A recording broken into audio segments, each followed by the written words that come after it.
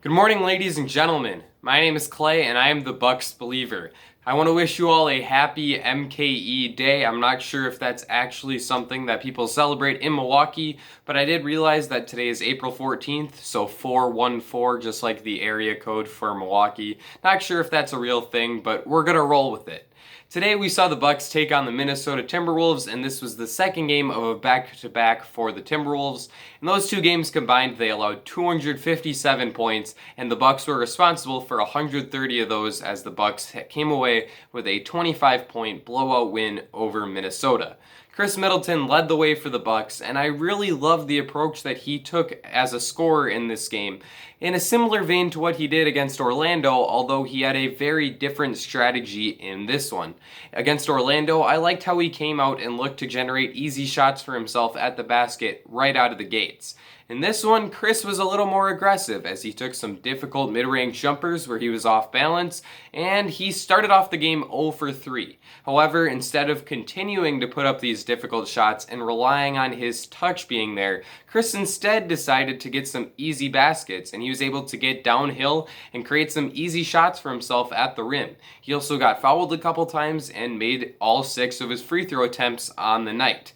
After that, Khris started to get a little bit on a roll. He started to warm it up, as he is quite prone to do, and he ended up having a fantastic night where he had 27 points, 8 rebounds, and 7 assists on 9 for 15 shooting and 3 for 7 from the three-point line in just 3 quarters of play, as he was able to rest the entire fourth quarter as the Bucks were blowing out the Timberwolves.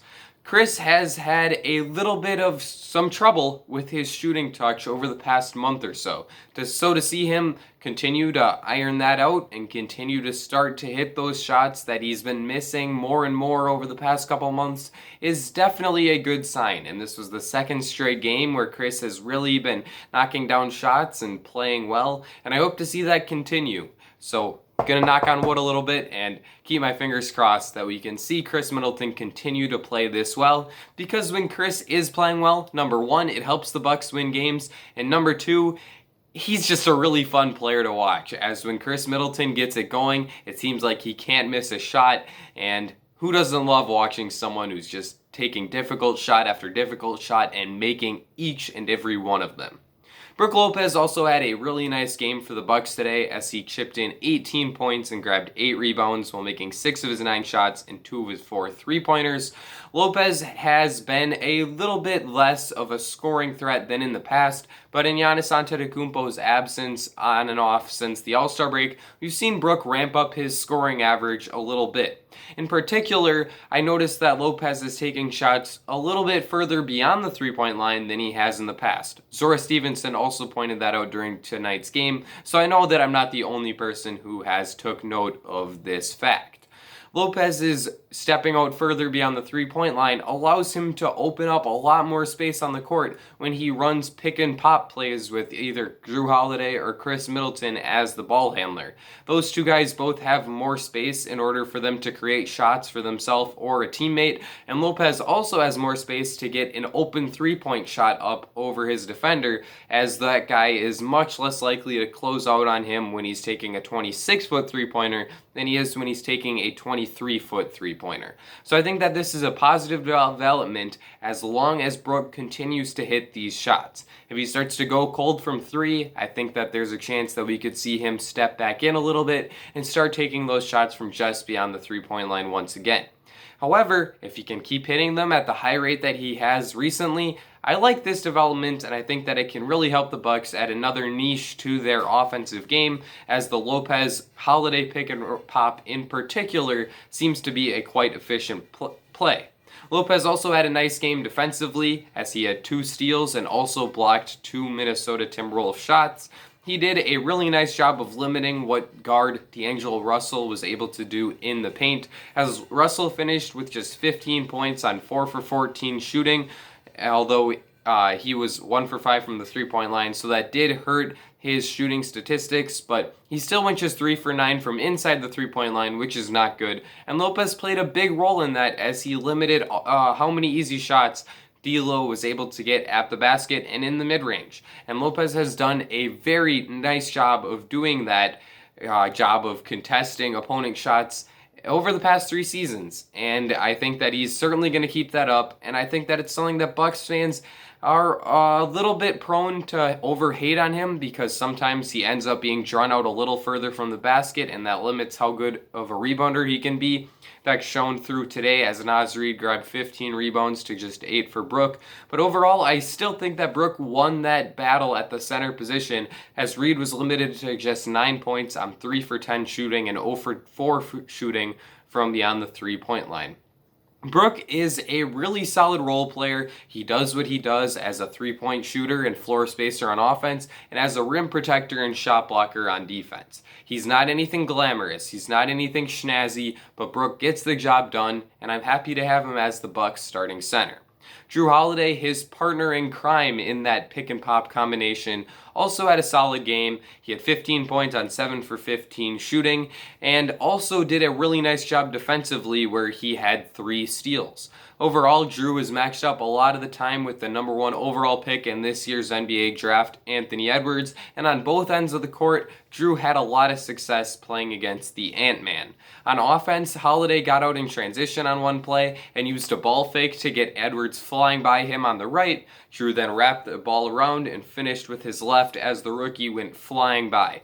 On the defensive end, Holiday played a big role in Edwards' inefficient shooting. The Ant-Man was still able to get up to 24 points, but it took him 21 shots to do so, and he made just 8 of those. When you factor out 5 of 11 3-pointers going in for Anthony, and consider that he made just 3 of his 10 2-pointers, you can understand the impact that Jrue had on him defensively, and I love watching Jrue play defense because he's genuinely one of the 3 or so best perimeter defenders in the league. He takes on difficult matchups night in and night out, and I love to watch him defend because he just works so hard on it, and it's not something that you necessarily see from a lot of players in today's NBA. So, big Jrue Holiday endorsement here. Even if he just had 15 points on 15 shots, he still impacted the game in a lot of ways for the Bucks and was a big reason why they were able to win such a lopsided way. They also got a lot of bench help, and the play of Pat Connaughton and Bryn Forbes really helped them take home this win. Both of those two guys had 14 points, and both of them made 4 3-pointers, as Pat was 4 for 8 from the 3-point line, and Bryn was 4 for 5 from beyond the arc. Both of those two players are important pieces of the Bucks' playoff rotation, as both of them will probably be seeing double-digit minutes, and Connaughton in particular might even be playing upwards of 20 minutes per game, depending on how reliable PJ Tucker proves to be come season's end. So to see both of these two players knocking down 3-pointers is definitely a good sign, especially with Pat, who prior to these past 2 games, where he shot 7 for 11 from 3, was just 1 for 17 in April. So I hope to see this hot stretch continue for Pat, especially as we get into some more difficult games on the schedule, as tomorrow we are at Atlanta, and after that we have a 4-game homestand against Memphis, Phoenix, and 2 games against the 76ers. These next 5 games will play a huge role in whether or not the Bucks are able to jump back into the competition for one of the top 2 seeds in the East, or if they remain in the 3rd spot and potentially could even fall all the way down to 4th, as the Hawks have been playing some great basketball of late. These are some good teams, as the Hawks are 5th in the Eastern Conference, the Grizzlies are 8th in the West, the Suns are 2nd in the West, and the Sixers are 1st in the East. So they're probably going to need Giannis Antetokounmpo back to be competitive with these teams. I'm not sure when Giannis is going to be back. There doesn't seem to be a specific timetable on him, but for that Sixers back-to-back, I would love to see Antetokounmpo back in the lineup, if for no other reason than it could give us an excellent sneak peek at what could be a potential Eastern Conference Finals matchup.